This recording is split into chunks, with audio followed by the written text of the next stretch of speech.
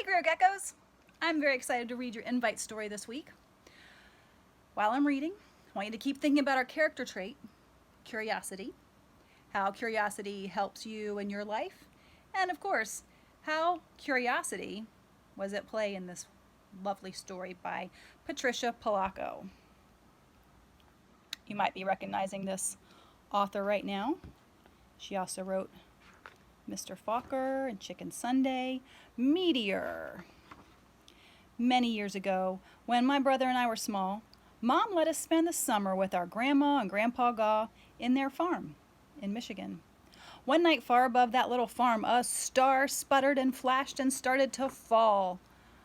The bright light, with a long fiery tail, streaked through the sky, unnoticed by my family. Grandpa was reading the Herald, Grandma was recording school papers, and Cousin Steve was tinkering with his wireless. Very different wireless than we have today. And my brother Richard was practicing the piano. I was reading a storybook.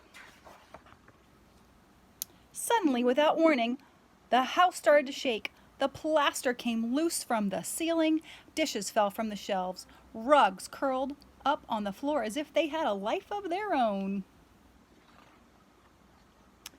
The flaming object made a terrible sound as it went shrieking over the roof of the house, and then it crashed onto the ground with a horribly loud boom. It landed with such a force that glass broke, chairs overturned, windows rattled, walls shuddered. The front door was laid open by the blast, and through it there was an eerie light, a glow coming out of that hole in the front yard.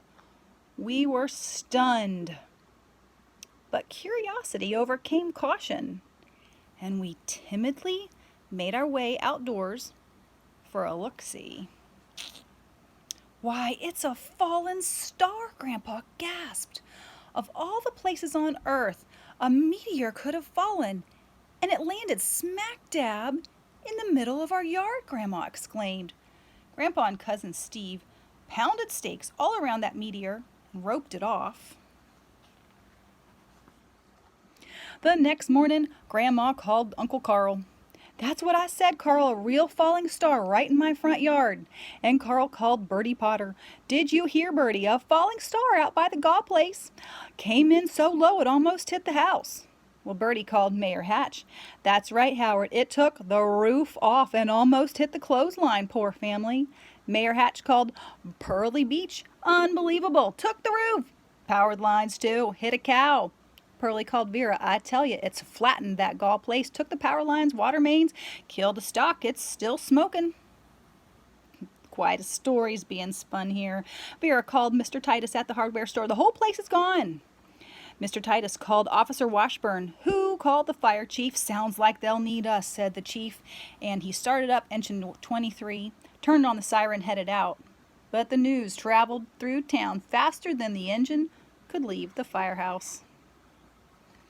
And Union City was abuzz with what happened in Mudstock Meadow. Merchants closed their shops. School was let out before noon, and just about everyone in town headed to the Gaw place to see the mysterious meteor. "Wonder how big it is. Just think, it came from way out in space. Isn't this the most exciting thing? I can't wait to see Charlie, George, and the kids."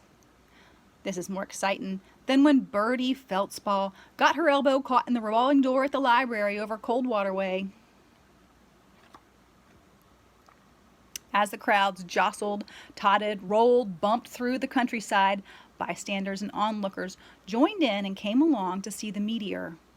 Dr. Totter's medicine wagon and the Coldwater Chautauqua Circus and the Union City ladies fell in with the parade of citizens.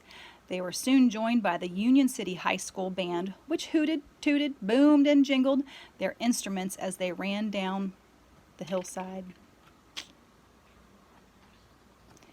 As more and more people arrived, Grandma and Grandpa's farm soon became a carnival of meteoric events.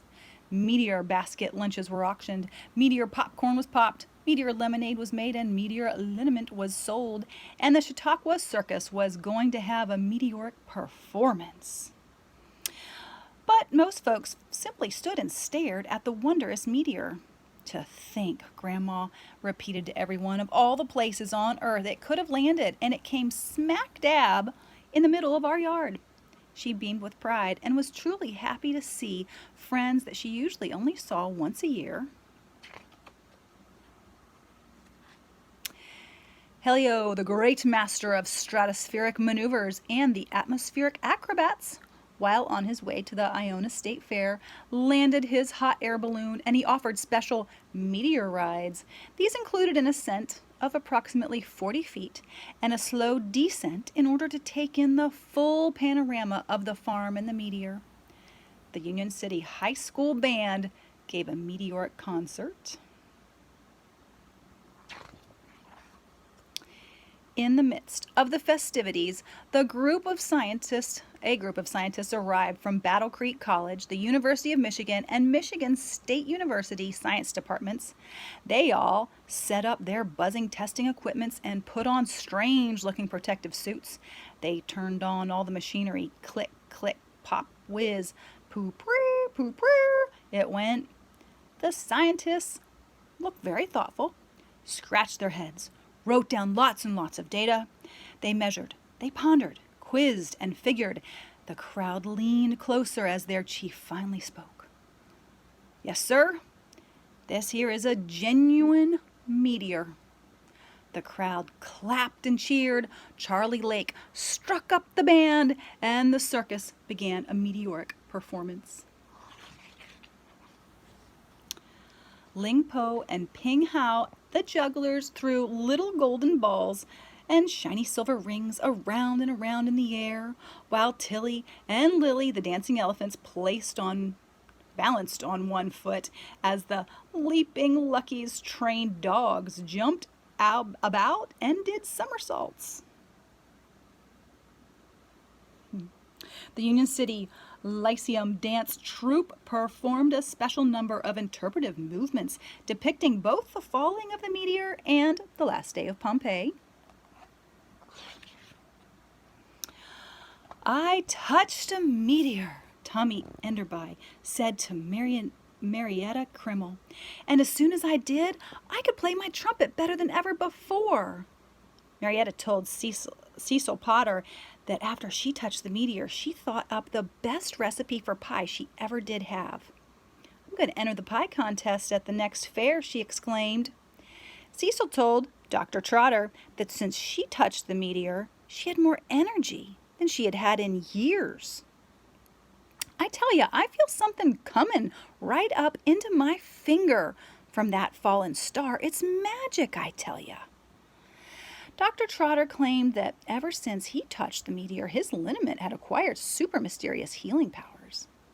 Hollis D. Lonsberry, in turn, was convinced that his best hog was going to become a prize winner. I'm going to enter him in the Iona State Fair, he chirped to Gladys Party. Well, Gladys was positive that since she touched the meteor, her eyesight improved instantly. I'm telling you, Leonard, she said to Mr. Pinehurst, I can see all the way across the barnyard. Extraordinary, he said, and he stared at his forefinger. I touched it too. I feel special. Really, really special. As the folks left the Gaw farm that day, they all felt special. They were changed somehow, inspired by the act of touching something that had flown across the galaxy. It seemed like magic, all right. The Union High School Band went on to win the state championship that year, thanks to a trumpet solo played by Tommy Enderby, and Marietta's currant blueberry pie took first place at the county fair. Hollis Lonsberry's best hog, Herman, won Best of Show at the state fair. Maybe these things would have happened anyway. But who can say for sure? All I know is that for 3 generations, the meteor was a source of wonder to the little town of Union City, Michigan, and especially to my family. It remained on the very spot where it landed until it was moved to a lovely green hillside overlooking St. Peter's River to become my grandmother's headstone. It's still there to this day. I hope you enjoyed this story,